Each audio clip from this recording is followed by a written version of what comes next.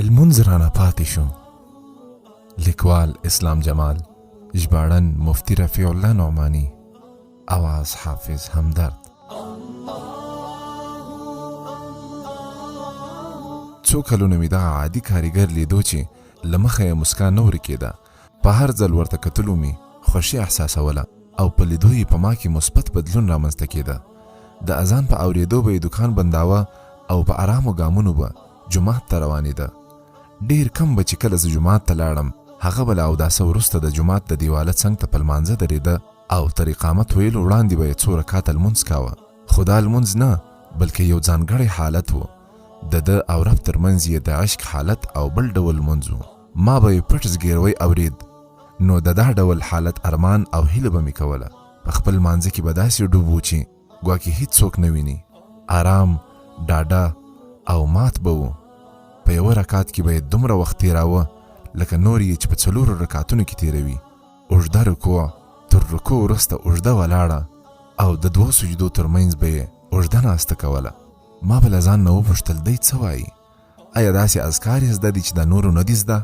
د هغه لمونځ مې ډېر خوښېدو او هیله مې دا وه چې زه هم د هغه په څېر لمونځ وکړم، خو نه مې شوی کولی. دا چاره دومره اسانه هم نه وه لکه ما یې چې ګمان کاوه. نه پوهېدم ولې چټک ناهیلی شوم. خپل پخواني حالت ته وګرځېدم او یو په بل پسې لمونځونه رانه پاتې شول. ډېر کلونه مې هغوی څارل او په زړه کې مې یو سوال و چې په اړه به مې ډېر وخت فکر کاوه او پوښتل مې ولې ځینې خلک تر دې کچې د لمانځه پابند وي او ډېر بیا نشي کولی چې آن یو لمونځ وکړي. په دې کې څه راز دی؟ آیا رښتیا هم دا یو داسې چاره ده چې موږ پکې مداخله نشو کولی؟ الله جل جلاله یې هغه چاته ورکوي چې ورته خوښ یې شي. که خبره همداسې وي نو بیا ولې تر ټولو لومړی له موږ سره د لمانځه حساب کیږي؟ که چیرې د لمانځه ادا کول یو الهي چاره وي او موږ پکې هیڅ مداخله نشو کولی، نو بیا ولې د لمانځه په اړه ثواب او عذاب ورکول کیږي؟ دا ټولې پوښتنې مې په زړه کې وې، نو ځکه د ځوابونو پلټلو ته اړ وم. شونې ده له ژوند سره په داسې حال کې مخه ښه وکړم چې په عملنامه کې مې یوازې یو 2 رکعتونه لمونځ وي. دغه فکر به ډېر ځورولم او ډېر درد به یې راکاوه.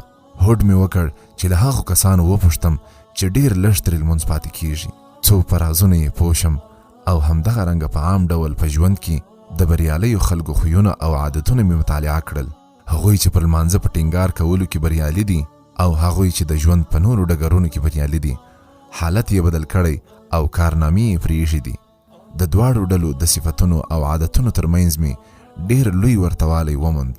اوس دغه څپرکی زه په داسې حال کې لیکم چې ورځ مې په خپل وخت د سهار د لمانځه په ادا کولو پیل کړی. په خپل دفتر کې ناست یم او د قهوې د څښلو څخه خوند اخلم او دغه عادت زما په ژوند کې ډېر لوی تاثیر لري.